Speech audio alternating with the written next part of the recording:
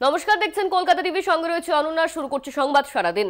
সন্দেশখালী তৃণমূল অঞ্চল সভাপতিকে জিজ্ঞাসাবাদ। অঞ্চল সভাপতি সত্যজ্যোতি সান্যালকে জিজ্ঞাসাবাদ, ৮ ঘন্টা টানা জিজ্ঞাসাবাদ সিবিআই এর। রাতেই জিজ্ঞাসাবাদের পর ছেড়ে দেওয়া হয়। জমি সংক্রান্ত অভিযোগের ভিত্তিতে প্রশ্ন, নথিপত্র, ব্যাংক ডিটেলস খতিয়ে দেখা হয়।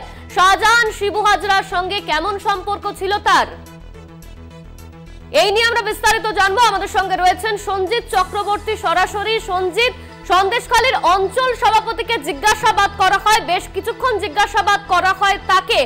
এই জিজ্ঞাসাবাদের পর ঠিক কি তথ্য উঠে এসেছে তদন্তকারী আধিকারিকদের হাতে?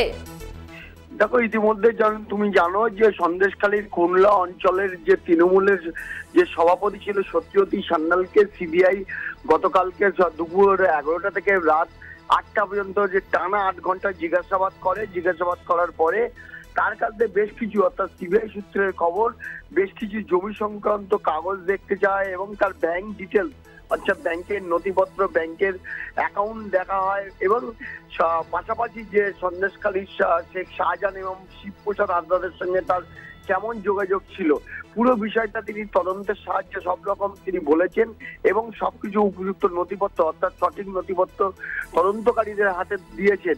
এবার তারপরে জিজ্ঞাসা করার পরে তারপরে তাকে ছেড়ে দেওয়া হয়। ইতিমধ্যে তুমি জানো এই সত্যজ্যোতি সান্যালকে কিন্তু রীতিমতো প্রকাশ্যে, অর্থাৎ চলতি মাসের বিশেষ করে 1লা বৈশাখ অর্থাৎ 14ই এপ্রিল যে সন্দেশটা বিশেষ করে বসিরহাটের বিজেপি প্রার্থী রেখা পাত্রের সমর্থনে যখন কানমারি থেকে সরবেরিয়ায় একটি পদযাত্রা করেন বিরোধী দলনেতা শুভেন্দু অধিকারী, পাশাপাশি যেখানে রেখা পাত্র এবং তারপর প্রকাশ্যে জনসভায় কিন্তু এই সত্যজ্যোতি সান্যালের কথা প্রকাশ্যে বিরোধী দলনেতা বলেছিল যে তাকে দেখে নেয়। তারপরে তার বাড়িতে সিবিআই নোটিশ যায়। নোটিশ যাওয়ার পর থেকে তাকে সিবিআই দপ্তরে হাজির দেওয়ার কথা হয় জিও কমপ্লেক্সে। তারপরে হাজিরা দিয়ে সব রকম সহযোগিতা তদন্তকারীরা তার কাছে যা যা জানতে চেয়েছে উপযুক্ত নথিপত্র তিনি দিয়েছেন এবং তদন্তে সাহায্য করবেন বলে এমনটাই জানিয়েছেন। পুরো বিষয়টা তারপরে জানার পরে সিবিআই তদন্তকারীরা তাকে ছেড়ে দেয় এবং আগামী দিনে তদন্তের সব রকম সাহায্যের জন্য তিনি এগিয়ে আসবেন বলে জানিয়েছেন।